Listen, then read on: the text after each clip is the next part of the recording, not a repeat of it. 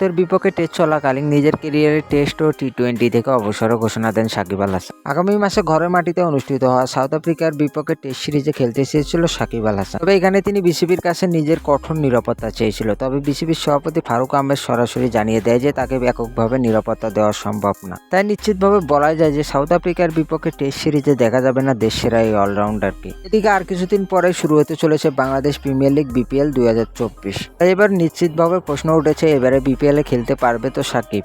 যেহেতু সাউথ আফ্রিকার বিপক্ষে সিরিজে বিসিবির কাছে নিরাপত্তা চেয়েও পাননি সাকিব আল হাসান, তাই নিশ্চিতভাবে বলাই যেতে পারে এবারে বিপিএল দেখা নাও যেতে পারে দেশসেরা এই অলরাউন্ডারকে। এদিকে সাকিব আল হাসানের দেশীয় কোচ সালাউদ্দিন বলেন যে সাকিব আল হাসান বাংলাদেশের ক্রিকেটের জন্য অনেক কিছু করেছে, তাই বিসিবির উচিত সাকিব আল হাসানকে তার প্রাপ্য সম্মানটা দেওয়া। এখন দেখার বিষয় শেষ পর্যন্ত সাকিব আল হাসানের সাথে কি ঘটতে চলেছে, নাকি এবারই প্রথম সাকিব আল হাসানকে ছাড়াই বিপিএল আয়োজন করবে বিসিবি।